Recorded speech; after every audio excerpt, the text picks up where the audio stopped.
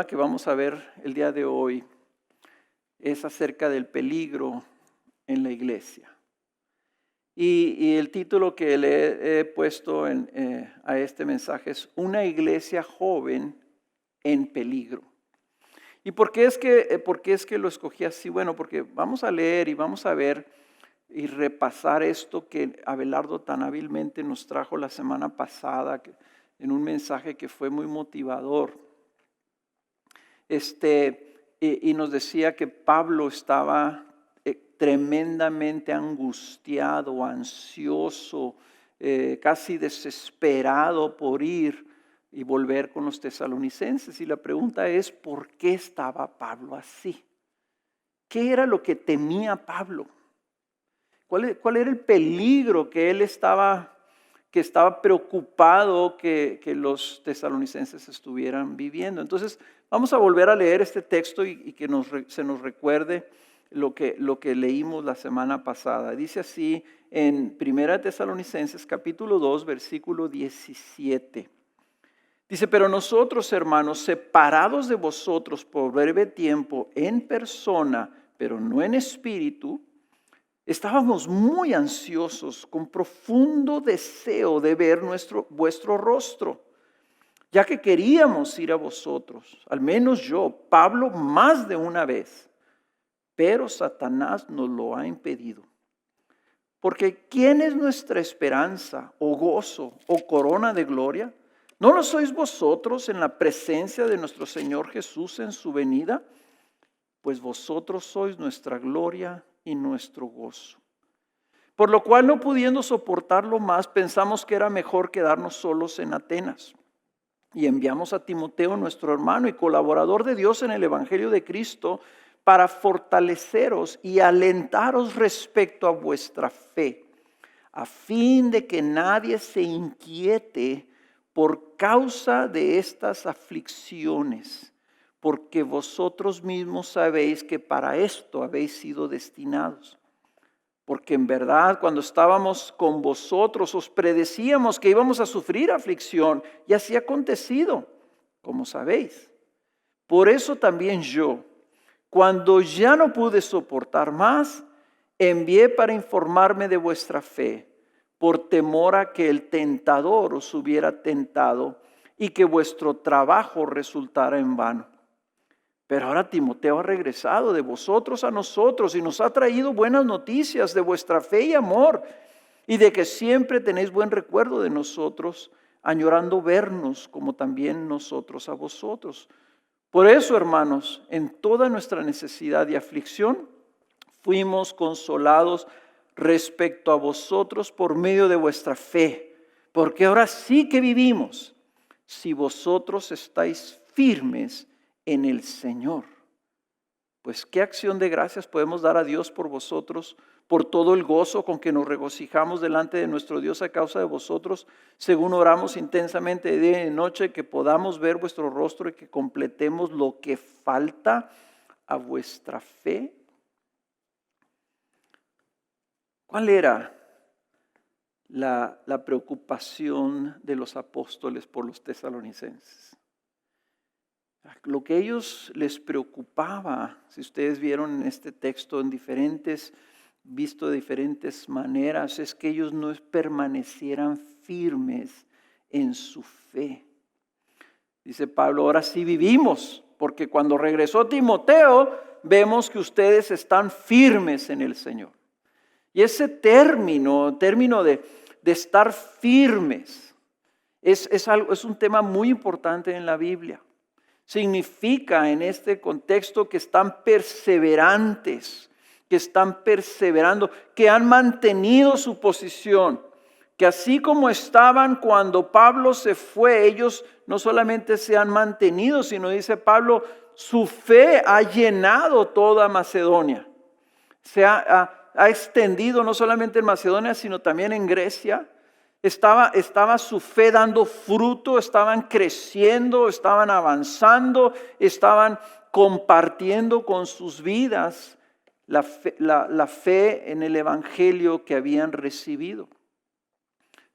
Este término que aparece en la Biblia en el Nuevo Testamento en particular, principalmente por parte de Pablo, pero también en Pedro, significa que ellos permanezcan fuertes, inamovibles, estables, seguros, en una firmeza, perseverando. Y entonces Pablo dice, yo estaba preocupado, pero ahora me gozo de que efectivamente están firmes.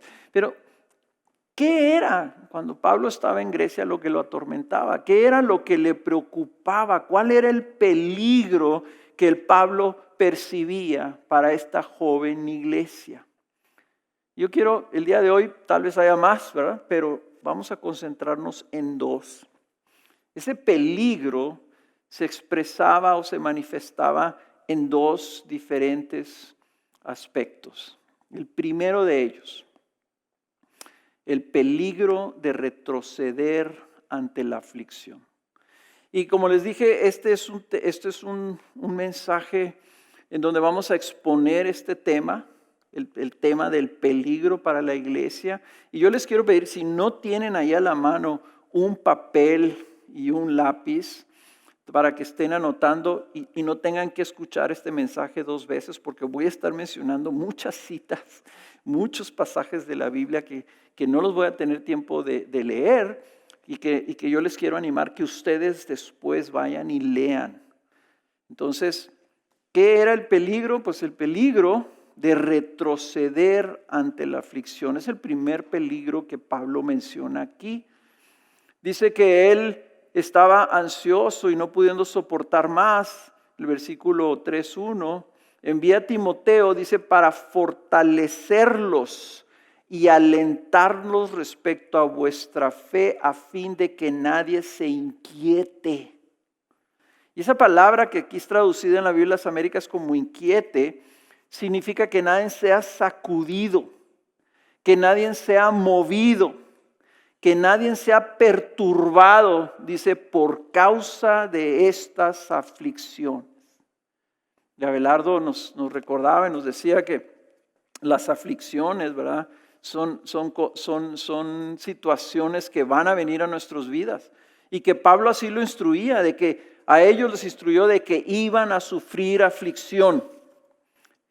Y leyó Abelardo esa cita en Hechos 14, donde dice que él instruía a las iglesias que a través de muchas tribulaciones entráramos en el reino de Dios. O sea que esas tribulaciones son necesarias, son correctas, son algo que la iglesia necesita. Y ahorita vamos a ver por qué.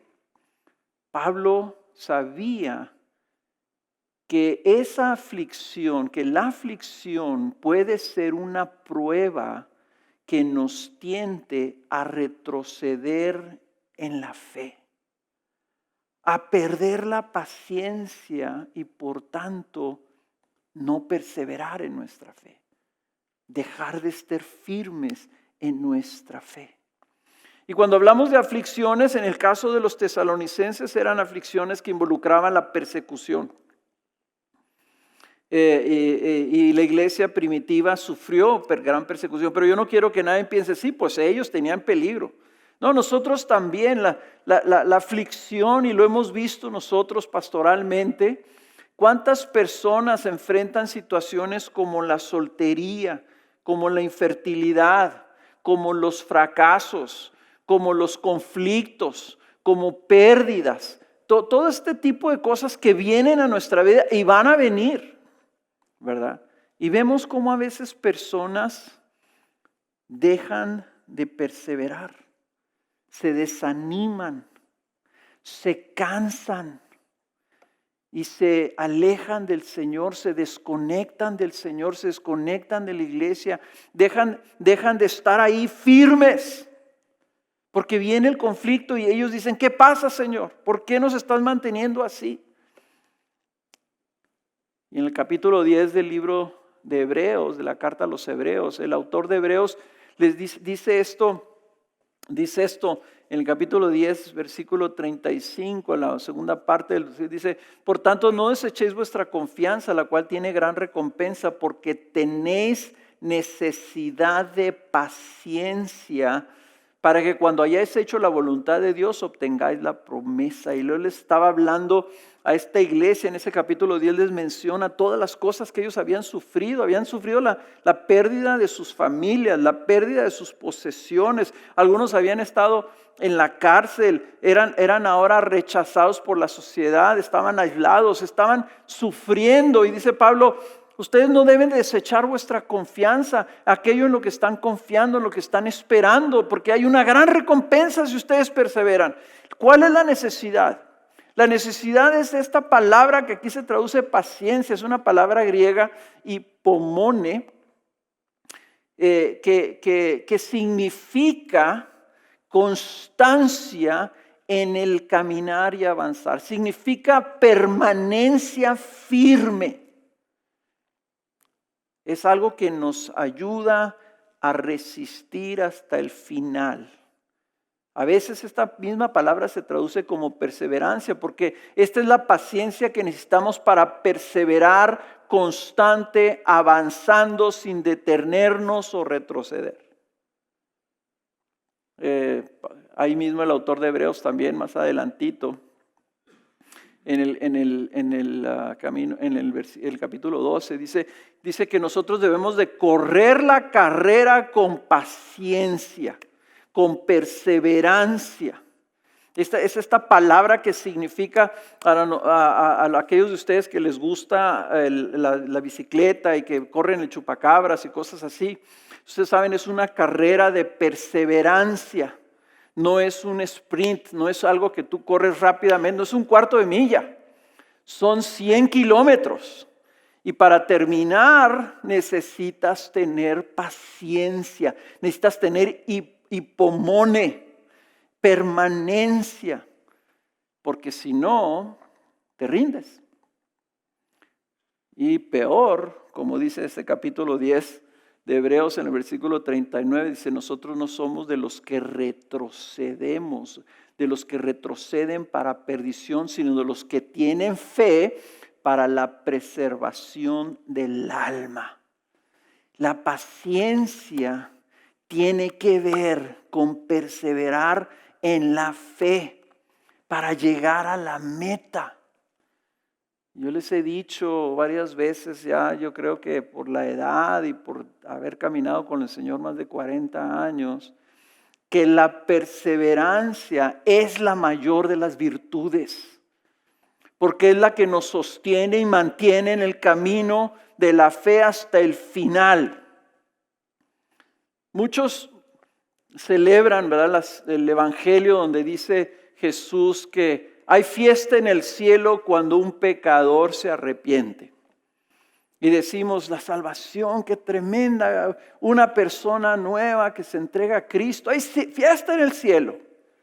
Pero esa fiesta en el cielo, hermanos, no se compara con la celebración que habrá en el cielo cuando el Señor venga por su iglesia y todos aquellos que hayan perseverado fieles hasta el final sean recibidos por el Rey. Esa es la gran fiesta, las bodas del Cordero, la mayor fiesta en el cielo. No es cuando esa persona se arrepiente, sino cuando esa persona llega a los brazos de Cristo y se sienta con Cristo y con todos sus ángeles. Es una fiesta, es una mega hiper fiesta que va a haber. Es una celebración eterna y solamente va a suceder para aquellos que perseveren hasta el final. Entonces, dice la Escritura que tenemos necesidad de paciencia para esa perseverancia. Y fíjense entonces cómo la obtenemos. Creo que Abelardo lo mencionó, si no mal recuerdo, ¿verdad? No sé si mencionó Santiago 1 o Pedro, pero yo les quiero mencionar estas citas que viene en Romanos capítulo 5. Dice, y no solo esto, Romanos 5:3, y no solo esto, sino que también nos gloriamos en las tribulaciones, sabiendo que la tribulación produce paciencia. Y me gustó, me puse a ver varias Biblias, cómo se tradujo hipomone aquí. La misma palabra. Y algunas personas lo tradujeron así, la tribulación produce resistencia, la capacidad de resistir. Y todos los que se dedican a la bicicleta saben que la manera de formar resistencia es que tú corras muchos kilómetros muchas veces. De tal forma que tu cuerpo adquiere la capacidad de resistir el esfuerzo. En Santiago 1:2 dice una cosa increíble. Dice, tened por sumo gozo, celebra, haz fiesta. Dice, hermanos míos, el que os halléis en diversas pruebas. Y tú dices, pero ¿cómo si las pruebas son difíciles? Y dice Santiago, pues celébralo. ¿Por qué? Porque dice en el versículo 3, sabiendo que la prueba de vuestra fe produce paciencia. Y aquí en otras Biblias, esa paciencia se traduce como constancia, como estar constantes, que no dejes de pedalear, que no dejes de caminar, que no dejes de avanzar. Dice, y que la paciencia ha de tener su perfecto resultado para que seáis perfectos y completos sin que os falte nada. La perseverancia requiere de esa resistencia y de esa constancia de la paciencia que produce la paciencia, y las pruebas de aflicción son las que nos fortalecen al producir esas virtudes en nosotros. Por eso la Biblia, en las traducciones muchas veces, ¿verdad? Vemos que esta misma palabra hipomone se traduce paciencia o se traduce perseverancia. En otras palabras, es una perseverancia activa.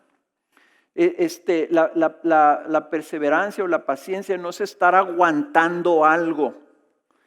La perseverancia, la paciencia perseverante no es pasiva, sino es activa, porque tú estás avanzando a pesar de la aflicción o dificultad. Inclusive, la falta de paciencia, la falta de perseverancia tampoco es pasiva. No es así como que yo me solté, es como ese ejemplo que decimos, ¿verdad? Si tú te sueltas del Señor, si tú te sueltas de la iglesia, si tú te sueltas de la palabra, dice, es como una lancha que está en un río. Si esa lancha, el motor se apaga, o si vas tú remando, si tú dejas de remar, ¿qué pasa? ¿Te quedas paradito? No, ni en el mar ni en el río, porque el río se está moviendo. O sea, el río, la corriente te empieza a llevar. En la inercia, cuando nosotros nos detenemos, no más por detenernos, retrocedemos. Entonces, la paciencia es activa, es estar remando, porque la oposición y las pruebas y las tribulaciones siempre van a venir. Entonces nosotros no podemos dejar, y eso es la manera como Pablo así lo pone en Colosenses. Dice Pablo que él estaba orando por los Colosenses, capítulo 1, versículo 9. Fíjense cómo lo pone él, fíjense, vean ustedes esta perseverancia activa. Dice, por esta razón también nosotros, desde el día en que lo supimos, no hemos cesado de orar por vosotros y de rogar que seáis llenos del conocimiento de su voluntad en toda sabiduría y comprensión espiritual. Dice, estamos orando para que ustedes su entendimiento de la voluntad de Dios crezca, su entendimiento y conocimiento de Cristo crezca. Pero ven el versículo 10, para que andéis, ahí está lo activo, para que camines, para que te muevas, ¿cómo? Como es digno del Señor, agradándole en todo, dando fruto en toda buena obra y creciendo en el conocimiento de Dios, fortalecidos con todo poder, según la potencia de su gloria, para obtener ¿qué? Para obtener toda hipomone,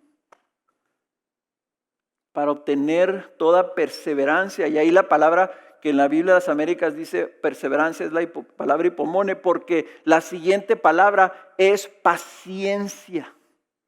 Es otra palabra que se puede traducir también como paciencia, que es estar en esa postura de perseverar y de estar esperando el gran día con gozo, dice, dando gracias al Padre que nos ha capacitado para compartir la herencia de los santos de luz, esperando esa herencia.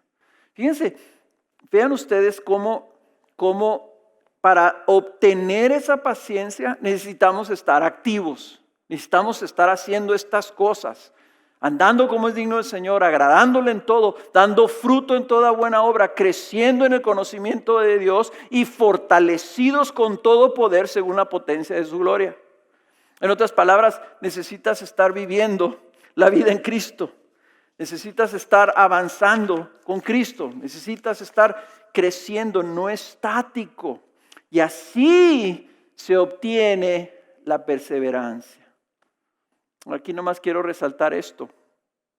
El apóstol Pablo siempre habla de perseverar y que necesitamos nosotros algo más que nuestra propia dedicación, más que nuestra propia perseverancia, digamos, humana. Porque hay muchas personas que en su esfuerzo, su religiosidad, su disciplina, su costumbre, procuran todo esto. Pero Pablo dice, tú necesitas ser fortalecidos con todo poder, no con algo de poder, con todo poder. Y con ese poder conforme a la potencia, a la magnitud de la gloria de Dios. Pablo lo toma tan en serio la perseverancia que dice, tú necesitas buscar ser lleno de todo el poder que el Señor te pueda dar. ¿Por qué? Porque Efesios 3:16 nos dice que nosotros somos fortalecidos con poder por su Espíritu en el hombre interior. Entonces Pablo, que era un hombre que había experimentado mucha tribulación, mucho sufrimiento, mucha aflicción, escribe en 2 Corintios, por ejemplo, dice en 2 Corintios 4:8, dice, afligidos en todo, pero no agobiados, perplejos, pero no desesperados, perseguidos, pero no abandonados, derribados, pero no destruidos. Entonces la pregunta es, ¿cómo le hacía Pablo para vivir todo ese sufrimiento, esa aflicción? Y Pablo lo describe en los versículos anteriores. Dice, en base a su comunión con Dios, donde él experimentaba la iluminación del conocimiento de la gloria de Dios en la faz de Cristo, teniendo a Cristo en su vida, buscando, llenándose de Cristo a través de las Escrituras. Él veía a Cristo y entonces él dice, entonces yo tengo ese tesoro. ¿Cuál es el tesoro de Pablo? Cristo. Dice, yo tengo ese tesoro en vasos de barro, para que la extraordinaria grandeza del poder sea de Dios y no de nosotros. En otras palabras, si tú le hubieras preguntado a Pablo, ¿cómo le haces tú para seguir avanzando? ¿Cómo le haces tú para que después de que te metieron a la cárcel y te azotaron con varas y te humillaron públicamente, cómo le haces para luego salir de ahí a la siguiente ciudad y predicar el evangelio otra vez? Y dice Pablo, porque yo tengo un tesoro en el corazón. Mi tesoro es Cristo. Y entonces ese tesoro yo lo tengo en este vaso de barro. Y claro que me duelen las varazos. Y claro que es terrible estar en un calabozo. Y claro que es terrible que te humillen. Dice, pero ese tesoro es el que produce en mí el poder. Porque es el poder de Dios y la grandeza entonces es de Dios y no mía. Entonces, hermanos, nosotros no hay fórmula secreta para perseverar cuando hay aflicción. Si tú estás en aflicción, tú debes de saber que esta clave que nos da Pablo, ¿verdad? Cuando dice la iluminación del rostro de Cristo es ver la gloria de Dios en las Escrituras, que en Romanos capítulo 15 menciona que todo lo que se escribió en el pasado para nuestra edificación. Y dice, para que por medio de la paciencia, otra vez, y el consuelo de las Escrituras, tengamos esperanza.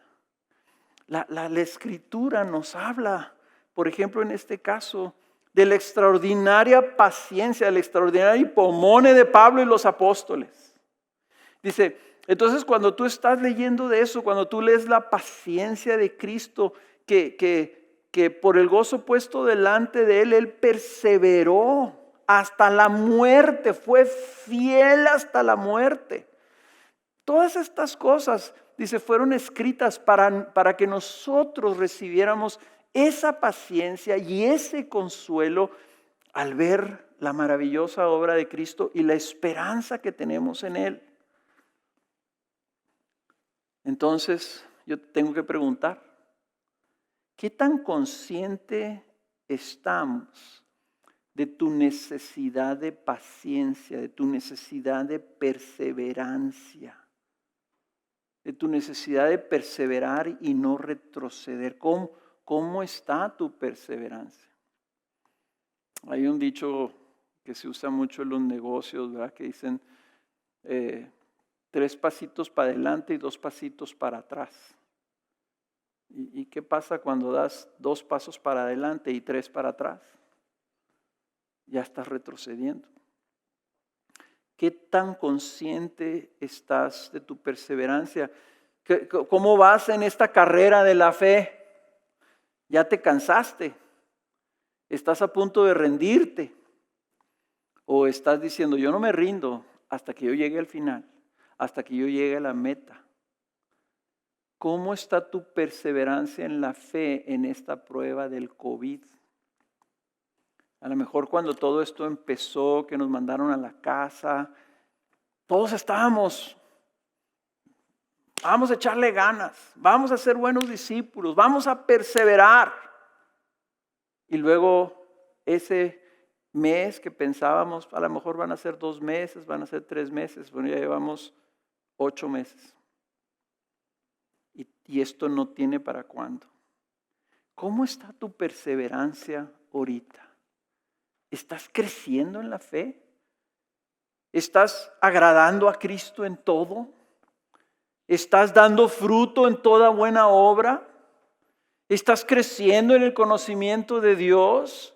¿Estás buscando todo el poder del Señor en tu comunión con Él?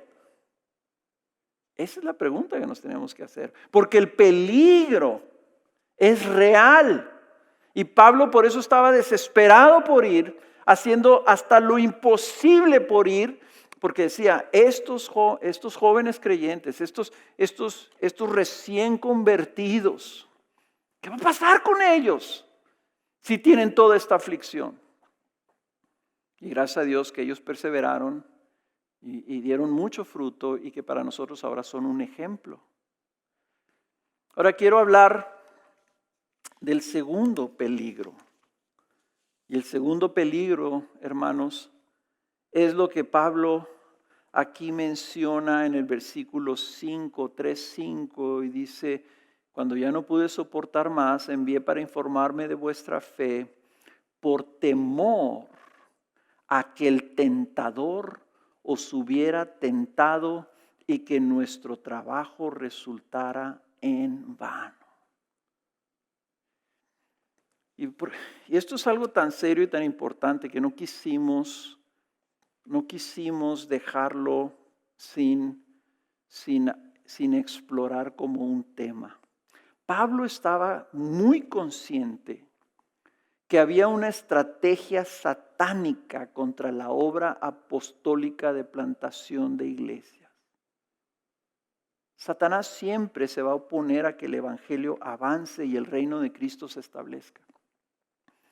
El mismo Satanás, dice Pablo en el 2:18, le había impedido, no sabemos cómo, pero obviamente su estrategia fue tan significativa que al mismo apóstol Pablo no pudo hacer lo que quería hacer, que era ir a ver a Tesalónica.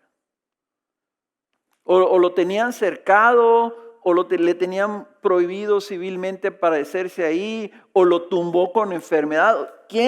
No sabemos qué había pasado. Pero Pablo estaba consciente, esto es estrategia de Satanás porque no quiere que yo regrese y fortalezca esta iglesia. Entonces nosotros, hermanos, tenemos que reconocer que tenemos un adversario real y poderoso que se está oponiendo fieramente a que estemos firmes, a que permanezcamos firmes en la fe. Él no quiere que crezcamos ni demos fruto. Él quiere debilitarnos, quiere entorpecer nuestro caminar.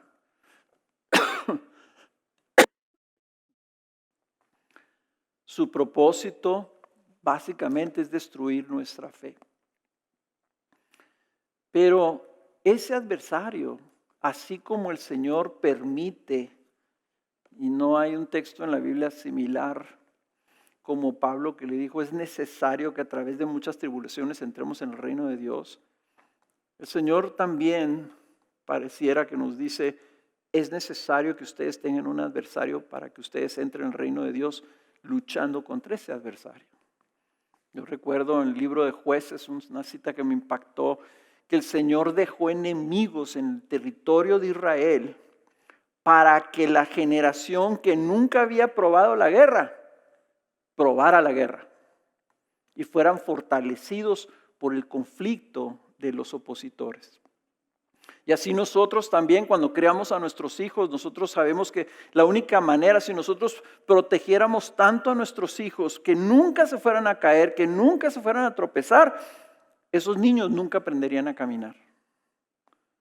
Pero nosotros tenemos que dejar que nuestros hijos corran, se caigan, se golpeen, se vuelvan a levantar y aprendan y se fortalezcan. Bueno, el enemigo, el Señor lo permite porque tiene un propósito. El propósito del Señor es precisamente que nuestra fe se fortalezca en la batalla. Entonces tenemos que entender y conocer al enemigo. ¿Quién es este Satanás? ¿Quién es Satanás? Sabemos que Satanás es un ser espiritual, es un ser celestial, un ángel caído, un ángel poderoso, que el Señor lo describe como un ladrón que solo viene a robar, matar y destruir. Así lo describe en Juan capítulo 10, versículo 10. Su nombre nos dice que es un adversario y que es el archiadversario de Dios. Así lo ponen algunos autores. No nomás es el adversario, es el archiadversario, es el principal, es el mayor, es el que gobierna toda la adversidad contra Dios, que resiste la obra de Dios en el mundo. Eso es lo que nos está diciendo Tesalonicenses. Que Satanás estaba resistiendo, que Satanás estaba impidiendo. Y por ello está buscando operar contra nosotros, operar contra la iglesia, porque se opone al propósito redentor de Cristo. Y Él está buscando cada oportunidad para hacernos tropezar por medio de la tentación y para obstruir el avance del Evangelio y la iglesia. Eso podemos ver nomás aquí en Tesalonicenses. Pero sabemos también que este adversario es el príncipe de este mundo que opera ejerciendo su poder sobre todos aquellos que desobedecen a Dios. Así dice Efesios 2:2. Él está buscando de alguna manera obstaculizar el fortalecimiento y progreso de la iglesia. Él está en contra de que tú permanezcas firme en la fe. Su objetivo es que no permanezcas firme en la fe. Y por ello es muy importante que nos demos cuenta que Satanás tiene miles de años desarrollando sus estrategias contra el pueblo de Dios. Si él pudiera Esto me lo dijo una vez un amigo que me impactó y me ayudó a balancear aquí un poquito, ¿verdad? Porque a ubicar el enemigo. Él me dijo esto, dice, si Satanás pudiera, ¿tú crees que Satanás se detendría en asesinar a tus hijos? Si eso iba a hacer que tú dejaras la fe. Él nomás viene a robar, a matar y a destruir. Pero Él no es Dios. El Señor guarda a su pueblo y cuida a su pueblo, pero sí deja y permite que ese enemigo ponga una oposición, ponga una adversidad en nuestra vida para que no avancemos con el fin de que seamos fortalecidos. Y nosotros entonces no debemos ignorar sus estrategias, debemos estar alerta y ser astutos, dice la Biblia. Dice 2 Corintios 2:11 que nosotros debemos estar atentos, alertas, para que Satanás no tome ventaja sobre nosotros, pues no ignoramos sus ardides. Esa es una palabra que no usamos muy frecuentemente, que significa no ignoramos sus planes de acechanza, no ignoramos dónde se esconde. Cuando trabajé yo en el desierto, tenía 17 años, trabajé en el desierto, muy rápido aprendí en dónde se escondían las víboras, porque teníamos que andar en el campo abierto, ¿verdad? Y yo traía un palo largo, pero yo tenía que saber que entre los matorrales, entre los mezquites, entre las gobernadoras, en las hierbas esas que se llaman las gobernadoras que había en el desierto, ahí en la sombrita estaban enredadas las serpientes, las culebras. Así nosotros tenemos que saber cuáles son los planes de acechanza de Satanás. ¿Y cómo es que él viene a robar, a matar y destruir? Bueno, su principal estrategia es engañar al mundo entero, dice Apocalipsis 12:9. Para que estén bajo su dominio y los sirvan a él y no a Dios. Dice Hechos 26:18. Él viene no nomás a tentar a las personas a que cometamos pecado y nos sintamos culpables. No, Él viene a engañar al mundo entero. Y quiere que que el mundo esté bajo su dominio y que los sirvan a Él y no sirvan a Dios. Engaña a los hombres disfrazándose falsamente de ángel de luz. Como dice 2 Corintios 11:14. ¿Cómo es posible que este ángel caído malvado no se presenta así delante de ti? Se presenta como un ángel de luz. Opera lanzando dardos venenosos o dardos inflamadores, dardos que encienden.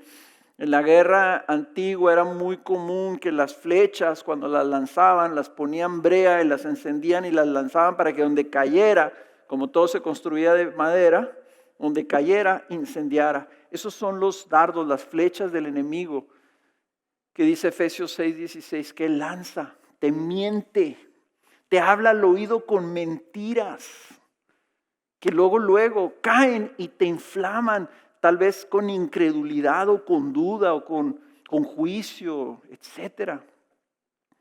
Dice el Señor que Satanás siembra cizaña. Y lo que eso significa, la cizaña, en la parábola del trigo y la cizaña, son hijos del diablo, falsos maestros que hablan los apóstoles, personas divisivas, las siembra, las infiltra dentro de la iglesia, entre el pueblo de Dios, para que dañen la iglesia, para que desvíen la iglesia, para que engañen la iglesia. Por eso es que está lleno el Nuevo Testamento de las cartas de los apóstoles diciendo, cuidado con los falsos maestros, porque los falsos maestros no están afuera, los falsos maestros están adentro de la iglesia. La cizaña está sembrada junto y hasta el día final es donde van a ser separados.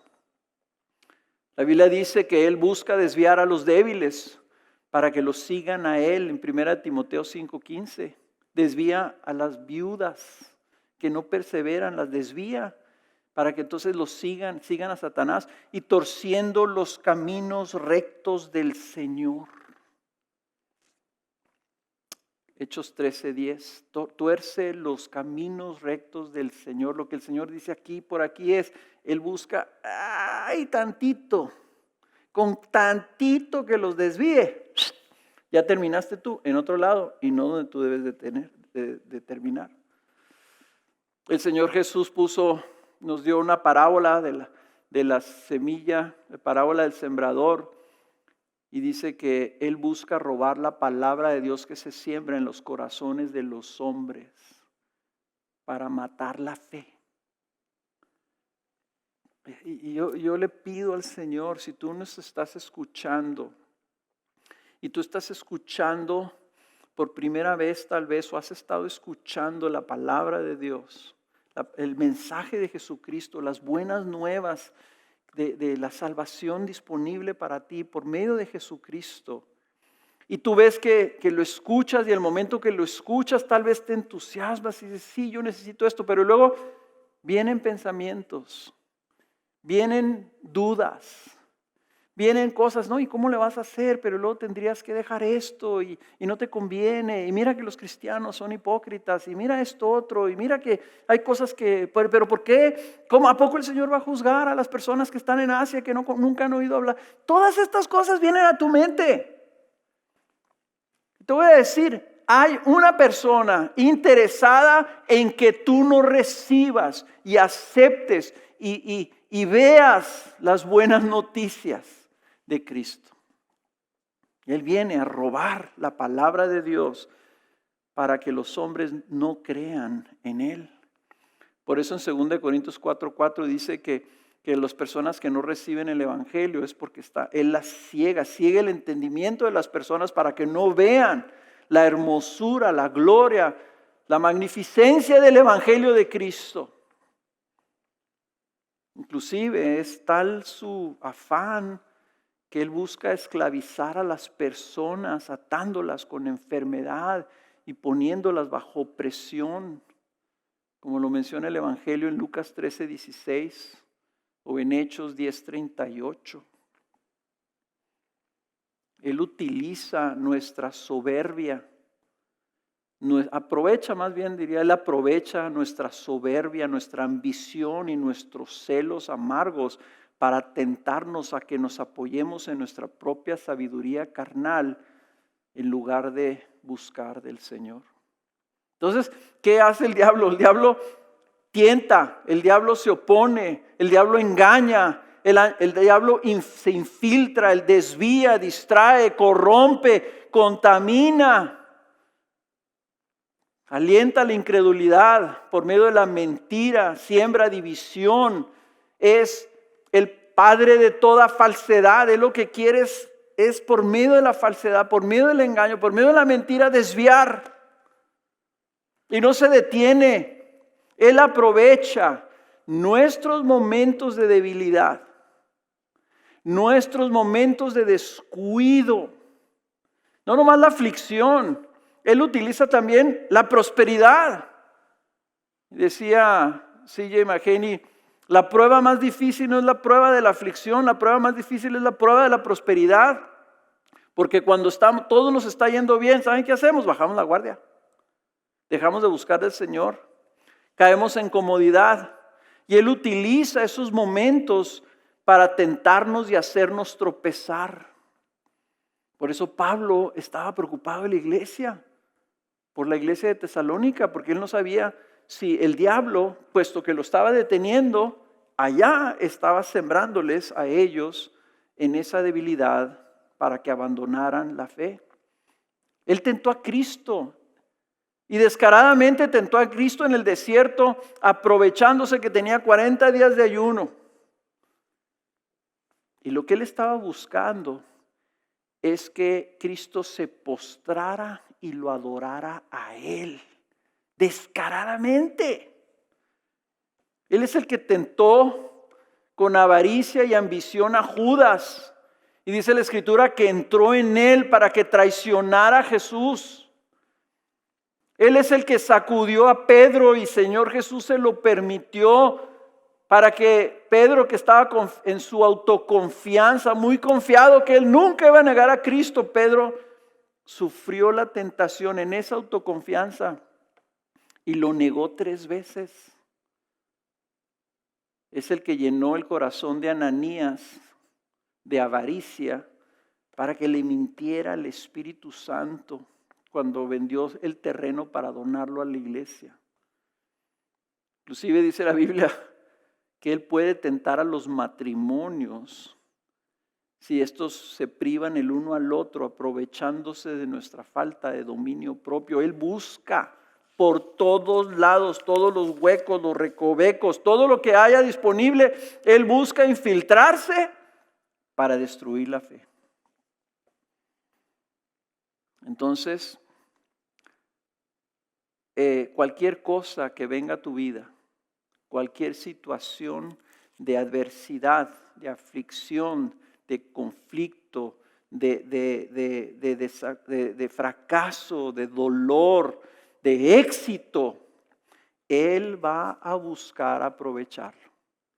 Y cuando algo viene a tu vida, cuando algo a lo mejor sorpresivo viene a tu vida, hay dos personas que quieren aprovechar eso en tu vida.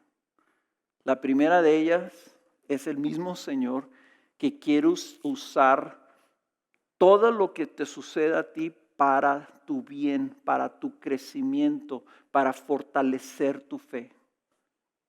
Todas las cosas Él las quiere utilizar para fortalecerte, ya sea tu adversidad, tu prosperidad, ya sea la enfermedad, ya sea la pandemia, ya sea la pérdida de un trabajo o la adquisición de un nuevo trabajo. Pero hay otra persona, hay un adversario. Y en esas circunstancias el diablo quiere venir para debilitarte. Entonces, ¿qué debe ser nuestra respuesta? ¿Cómo debemos responder ante esto? ¿Qué debemos hacer? ¿Qué hizo la iglesia de Tesalónica? Bueno, la respuesta se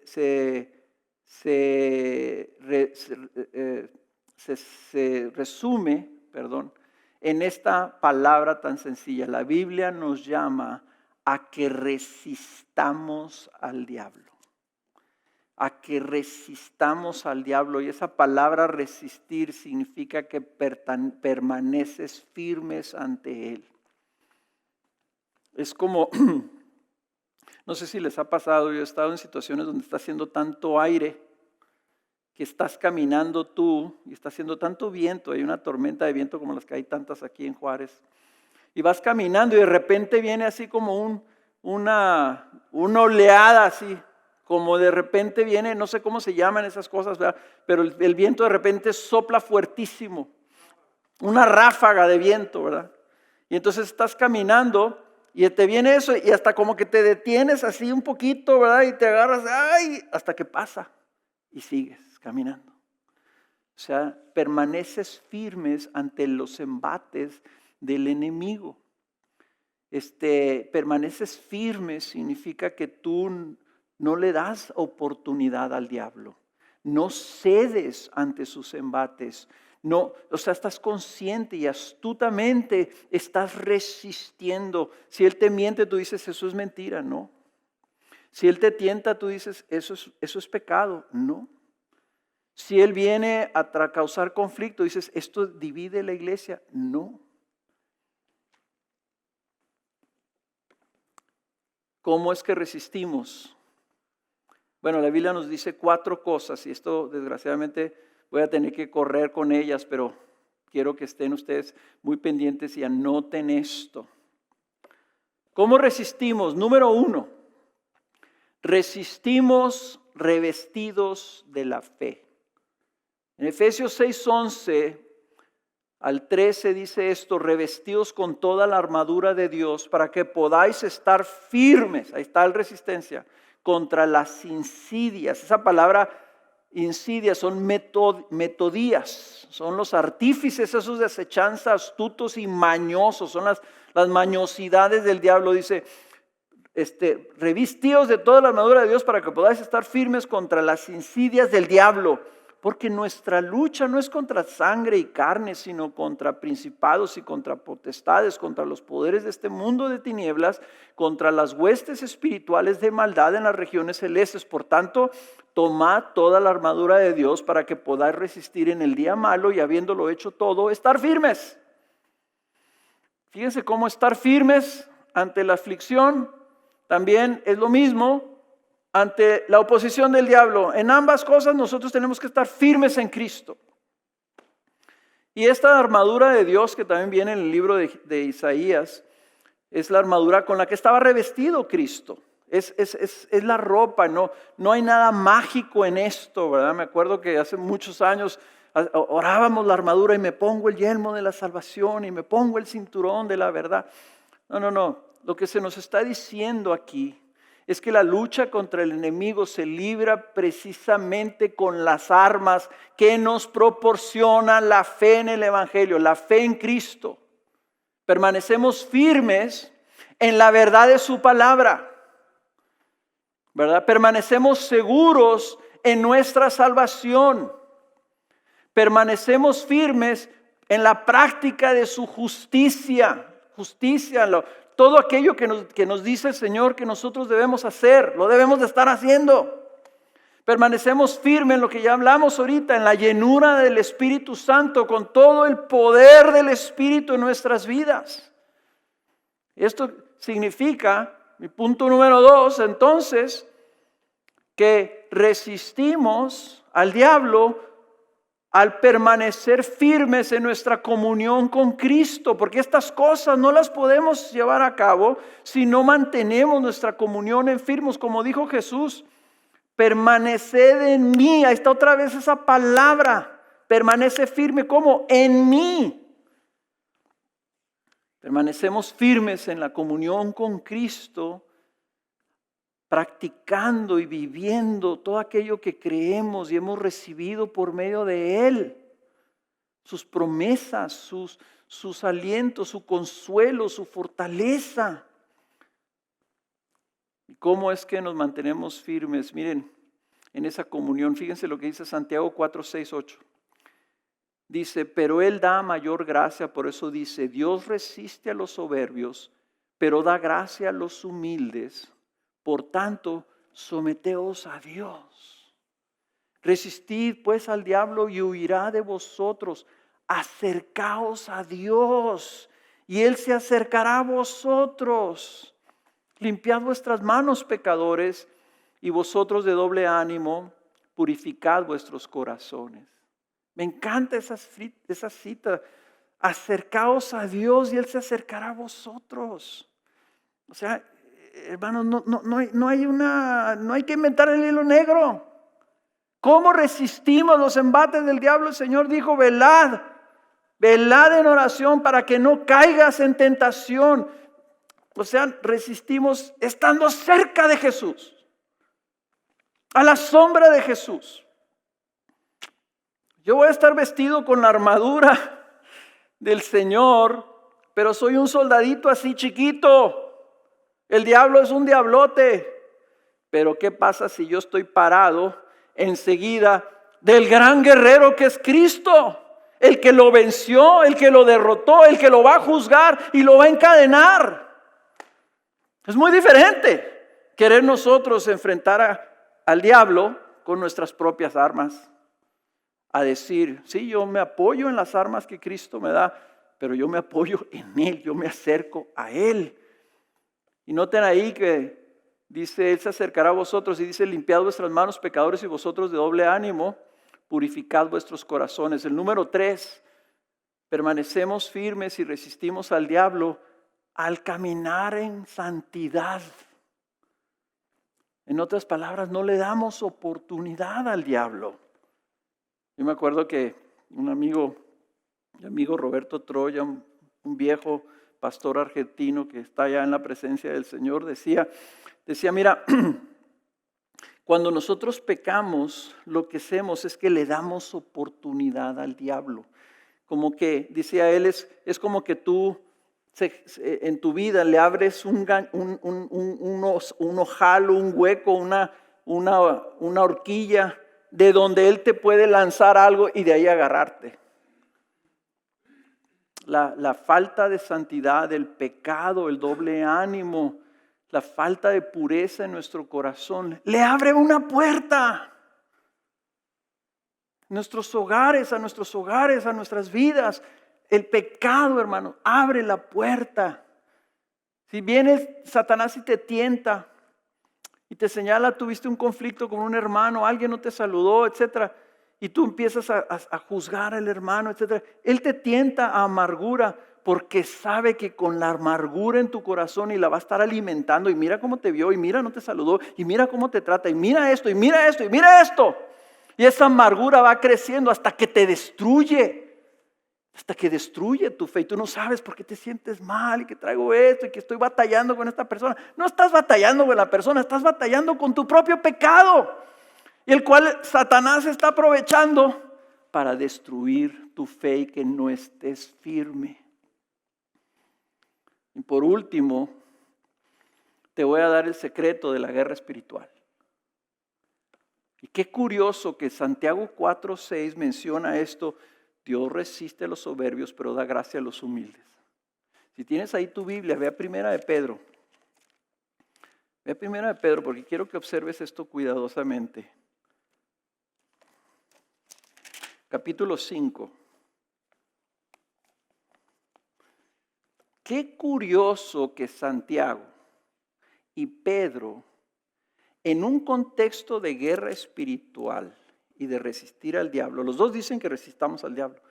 Qué curioso que en ambos, justo cuando te dicen que resistas al diablo, te mencionan esta cita que viene en el Antiguo Testamento. Dios resiste a los soberbios, pero da gracia a los humildes. Así dice 1 Pedro 5:5. Y luego inmediatamente después de eso, en el versículo 6 te dice: humillaos pues bajo la poderosa mano de Dios para que Él los exalte a su debido tiempo, echando toda vuestra ansiedad sobre Él, porque Él tiene cuidado de vosotros. Sed de espíritu sobrio, estad alerta. Vuestro adversario, el diablo, anda al acecho como león rugiente buscando a quien devorar. Pero resistirle firmes en la fe, sabiendo que las mismas experiencias de sufrimiento se van cumpliendo en vuestros hermanos en todo el mundo. Ahí está. El sufrimiento, la aflicción, los problemas, los conflictos, los fracasos, los tropiezos.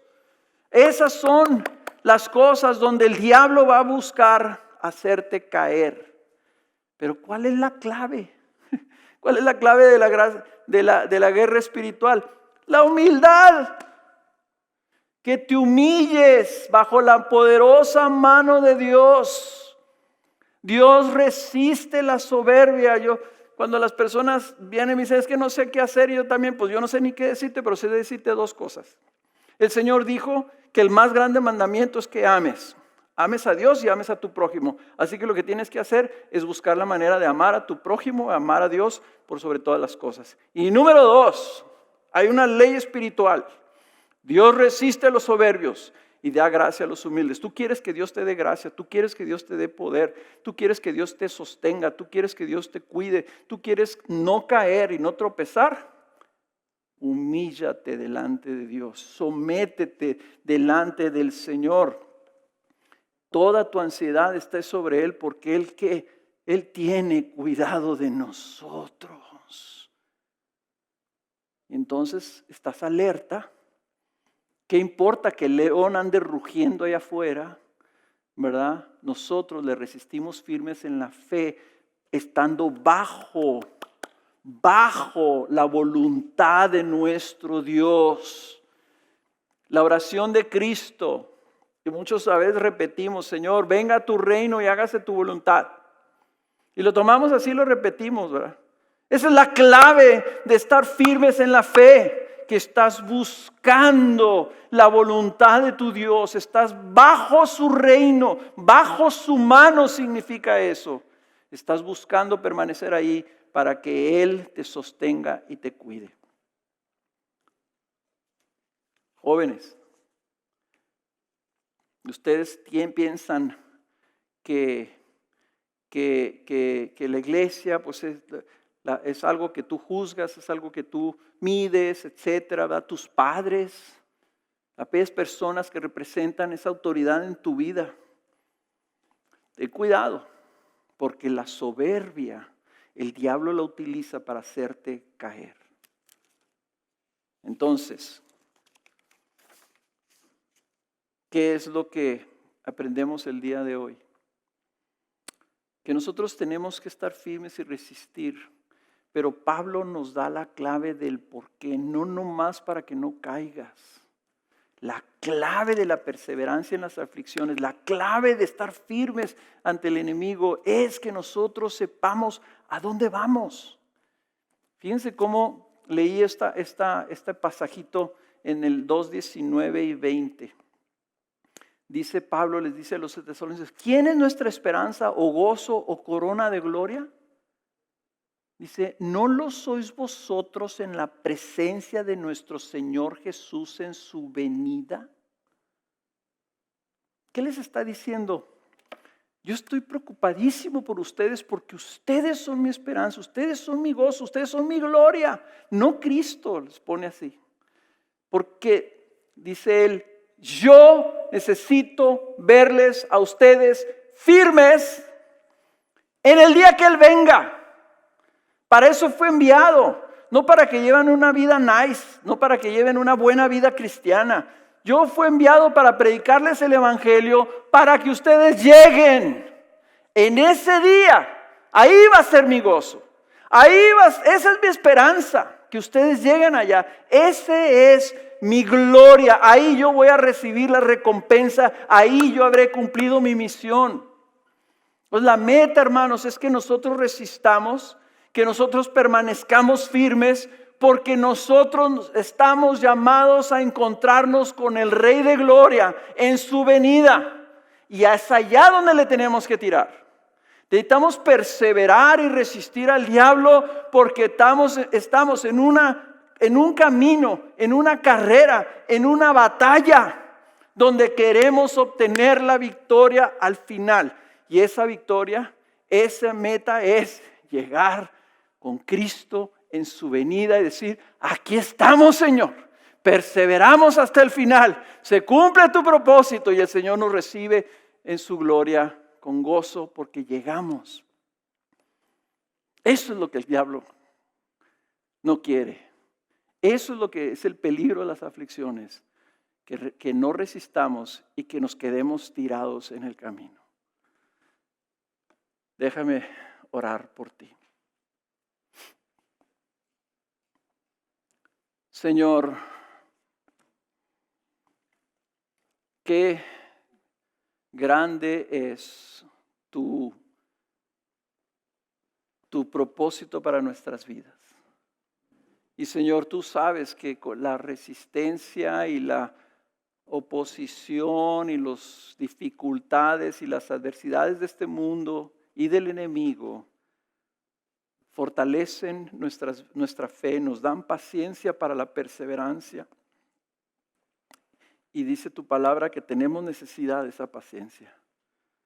Así que, Señor, queremos pedirte que aproveches la adversidad que tenemos, que es tal vez ligera, Señor. Para algunos de nosotros, para otras ha sido terrible, que han perdido seres queridos, que han perdido negocios, que han experimentado escasez, incertidumbre, temor. Quiero pedirte, Señor, que utilices esa adversidad para ayudarnos a perseverar hasta el final.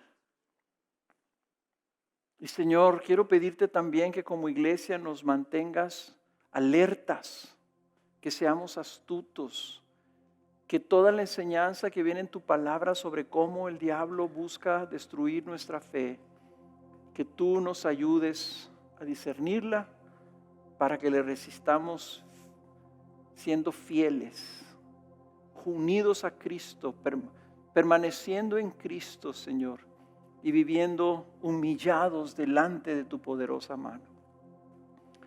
Y Padre, aquellos que han estado escuchando tu palabra, tu evangelio, Te pido, Señor, que tú, oh Dios, guardes esa palabra y esa semilla que se ha sembrado en sus corazones para que dé fruto al 100 por 1.